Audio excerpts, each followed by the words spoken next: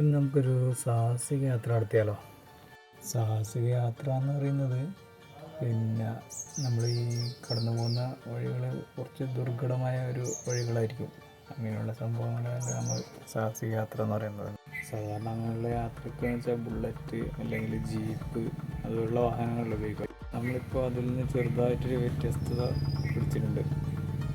നമ്മുടെ സാധാരണ സ്കൂട്ടറിൽ ഒന്ന് നമുക്ക് പോയി നോക്കിയാലോ? എന്നാലേ ഒരു കാര്യം മറന്നതല്ല, എന്താ സംഭവം, എന്താ സ്ഥലം എന്നെല്ലാം പറയാൻ മറന്നുപോയി. സ്ഥലം എവിടെയെന്ന് വെച്ചാൽ നമ്മുടെ കണ്ണൂർ ജില്ലയിൽ തന്നെ ആലക്കോട് ഗ്രാമപഞ്ചായത്തുള്ളൊരു ഇരട്ട ഗ്രാമമുണ്ട്, രാജഗിരി ജോസ്ഗിരി. അപ്പോൾ ഈ ജോസ്ഗിരിയിൽ ഒരു വലിയൊരു പാറയുണ്ട്. ഈ പാറേൻ്റെ മുകളിൽ ഒരു വലിയൊരു കുരിശ്, ഇരുന്നെറ്റിക്കല്ല് എന്നാണ് ആ സ്ഥലത്തിന് പറയുന്നത്. പാറേൻ്റെ മുകളിൽ എത്തണം ഏകദേശം ഒരു 3 കിലോമീറ്ററോളം നമ്മൾ നടക്കണം.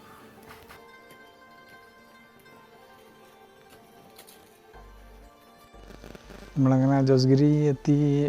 തിരുനെറ്റിക്കല്ലിൻ്റെ മുകളിലേക്ക് കയറിക്കൊണ്ട് പോന്ന് അതിൻ്റെ കാഴ്ചകളാണിത്. കുറച്ച് ദൂരം കയറാനുണ്ട്, കയറ്റം, കുത്തനുള്ളൊരു കയറ്റമാണ്. ഈ കുത്തനുള്ള കയറ്റം എന്ന് പറയുന്നത് ഈ ഒരാൾ ഉയരത്തിലുള്ള വലിയ പുല്ലുകളുണ്ടാവും, അതിൻ്റെ ഉള്ളിലോട്ടാണ് ഇങ്ങനെ നുഴഞ്ഞ് കയറാൻ വേണ്ടിയിട്ട് കുറച്ചിനെ കാണാൻ പറ്റുന്നത്. ആ കാഴ്ചകളെല്ലാം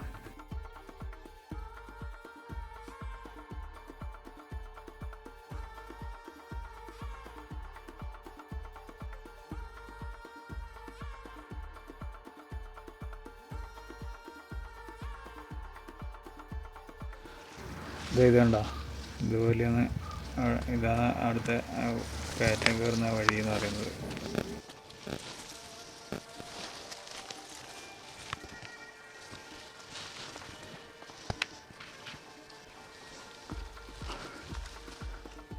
ഇത് ചെറിയ വഴിയാണ്.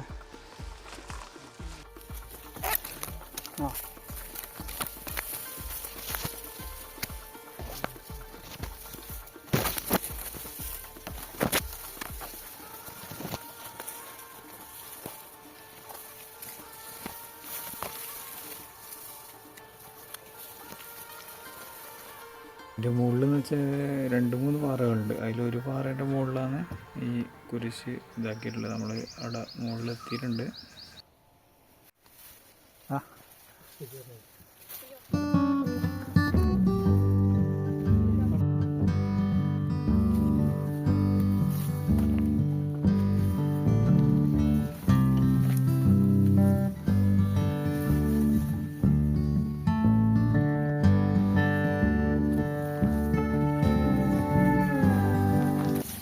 പുല്ലെല്ലാം പകഞ്ഞു മാറ്റി നമ്മളിവിടെ മുകളിലെത്തിയിട്ടുണ്ട്. ഇതാണ് കുരിശ്.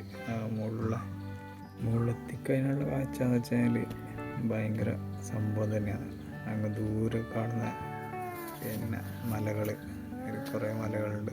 ഈ പാറേൻ്റെ 2 പാറ അടുപ്പിച്ചിട്ടുണ്ട്. അപ്പോൾ ഇതിൻ്റെ ഇടയിലൂടെ നോക്കുമ്പോൾ വെച്ചാൽ നല്ലൊരു വ്യൂ ആണ് അവിടെ കിട്ടുക എന്ന് പറയുന്നത്.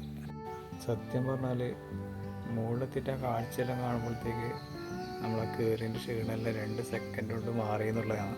ഈ 2-3 പാറകളുണ്ട് പറഞ്ഞല്ലേ, ഈ പാറേൻ്റെ 2 സൈഡിലായിട്ടാണ് ഈ മലകളിങ്ങനെ നേർന്ന് നിൽക്കുന്നത്. 4 ആൾക്കാരെ പോയിട്ടുണ്ടായത്, ഞാനും അച്ഛനും അനിയനും പിന്നെ എൻ്റെ ഭാര്യയും. കയറ്റം കയറാൻ വേണ്ടിയിട്ട് കുറച്ച് ബുദ്ധിമുട്ടുണ്ട്. പക്ഷേ ആ കയറി കഴിഞ്ഞതിന് ശേഷം ആ കാഴ്ചയെല്ലാം കണ്ടപ്പോൾ പിന്നെ മറന്നുപോയി, ക്ഷീണം മറന്നുപോയി. ഇടയ്ക്ക് ഇങ്ങനെ നിവർന്ന് നിൽക്കുന്ന പുല്ലിൻ്റെ ഇടയിലുള്ള മലകൾ ഇങ്ങനെ കാണാൻ വേണ്ടിയിട്ട് നല്ല രസമാണ്, നല്ല വ്യൂ മുകളിലെത്തി കഴിഞ്ഞാൽ. പിന്നെ മറ്റേ മുകളിൽ കുരിശുണ്ടല്ലോ, അതിൻ്റെ അവിടെ വരെ നമുക്ക് കയറണം. അവിടെ ഒരു ഏണിയെല്ലാം വെച്ചിട്ടുണ്ട് അതിൻ്റെ മുകളിൽ കയറാൻ വേണ്ടിയിട്ട്. കുറച്ച് എക്സ്ട്രാ ധൈര്യം കൂടി ഉള്ളവർക്ക് വേണമെങ്കിൽ അതിൻ്റെ മുകളിൽ വേണമെങ്കിലൊന്ന് കയറി നോക്കുകയും ചെയ്യാം. പിന്നെ ഈ സൺസെറ്റിൻ്റെ സമയത്ത് ഇതിൻ്റെ ബ്യൂട്ടി കുറച്ചുകൂടി കൂടുന്നതായിരിക്കും. നമ്മൾ ആ സമയം വരെ നിന്നിട്ടുണ്ടായില്ല. പിന്നെ ഇരുട്ടായി കഴിഞ്ഞാൽ ഇറങ്ങാൻ ബുദ്ധിമുട്ടാവും എന്നുള്ളൊരു പേടി കൊണ്ട് നമ്മൾ പിന്നെ ഇറങ്ങിയിട്ടുണ്ടായി നേരത്തെ തന്നെ.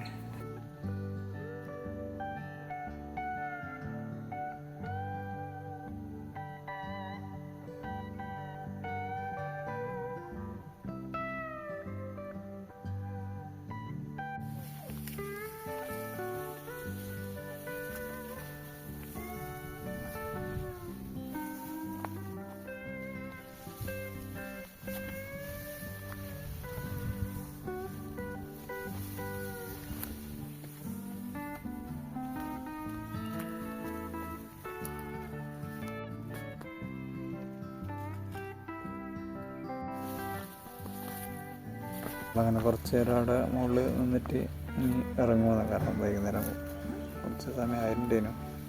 പിന്നെ കുറച്ചുകൂടി ഇരുട്ടായി കഴിഞ്ഞാൽ പിന്നെ ഇറങ്ങൽ കുറച്ചുകൂടി ബുദ്ധിമുട്ടാവും, ടാസ്ക്കാവും.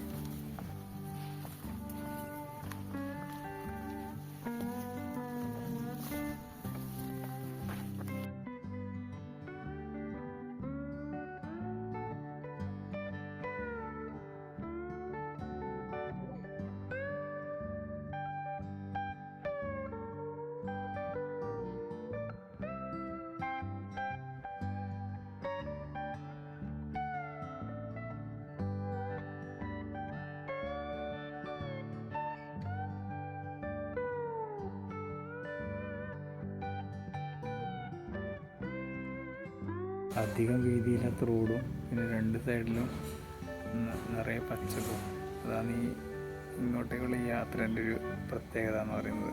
അതിൻ്റെ ഇടയിൽ തലയുയർത്തി നിൽക്കുന്ന കവുങ്ങുകളുണ്ടാവും, കുറച്ച് ദൂരം ചെന്ന് കഴിഞ്ഞാൽ റബ്ബർ തോട്ടങ്ങളുണ്ടാവും. വൈകുന്നേരത്തിൻ്റെ വരവറിയിച്ചിട്ടുള്ള സൂര്യൻ്റെ ആ ഗോൾഡൻ കളറിലുള്ള സൂര്യകിരണം ഉണ്ടല്ലോ, അതും കൂടിയെല്ലാം ആകുമ്പോൾ ആ യാത്രയുടെ സുഖം അതൊന്ന് വേറെ ലെവൽ തന്നെയായിരുന്നു. വൈകുന്നേരത്തെ ഇങ്ങനെയുള്ള യാത്രകളെന്ന് വെച്ചാൽ നമുക്ക് ഒരു മനസ്സിന് സുഖം നൽകുന്നൊരു അനുഭവം തന്നെയായിരിക്കും ഈ ഒരു ദൂരെയുള്ള യാത്ര എന്ന് പറയുന്നത്.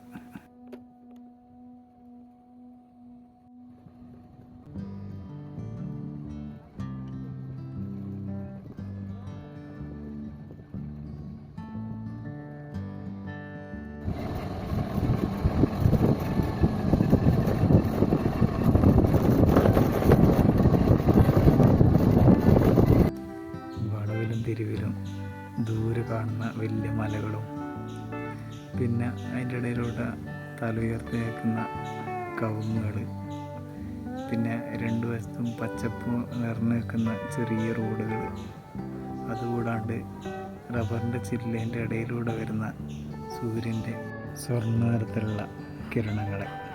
ആഹാ, എന്താ ബ്യൂട്ടി! സുന്ദരമായൊരു യാത്ര.